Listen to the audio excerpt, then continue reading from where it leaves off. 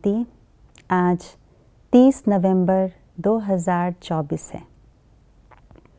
आज के स्लोगन से अपने चेहरे और चलन को किस तरह से रखने हैं, इस बात को जानेंगे।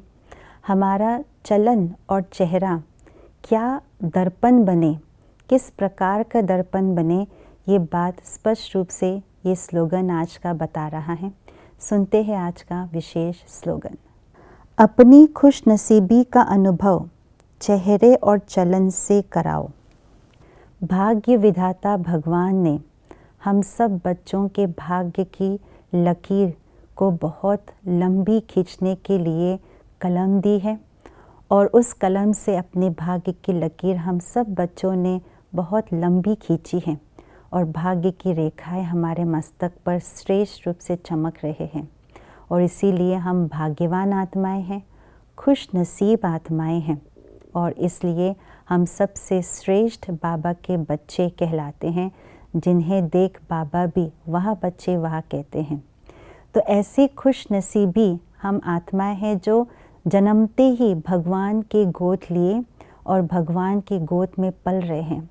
भगवान जिनके स्वयं साथी बने, भगवान बाप, टीचर, सद्गुरु बने, भगवान जो उठा करके चले, वे आत्माएं खुश नसीबी है और वो खुश नसीब आत्माएं हम सब ब्राह्मण बच्चे हैं। ये सब खुश नसीबी की बातें हम सबको बाबा समय प्रति समय मुरलियों में बताते रहते हैं, लेकिन जब ऐसी खुश नसीबी की बातें, अपने भाग्य की बातें जब भूल जाते हैं तो हमारे चेहरे और चलन में मायूसी दिखाई पड़ती है, उदासीनता दिखाई पड़ती है। तो इसलिए बाबा कहते बच्चे, चेहरे सदा चमकता हुआ होना चाहिए। चेहरा उदास इसलिए होता है क्योंकि भाग्य मेरे पास बहुत है, खुश नसीबी की बातें बहुत है, लेकिन वो भूल जाते हैं। भूलने के कारण से, विस्मृति होने के कारण से हम उदास चेहरा लेकर के घूमते हैं, हमारे चलन में भी रुक्षता आती है। इसलिए बाबा कहते हैं जो कुछ भी इस संगम युग में आपने प्राप्ति की है, सवेरे अमृत वेले से लेकर के रात तक जो बाबा से मिली है, बाबा ने मदद की है, उन सारी बातों को याद करो।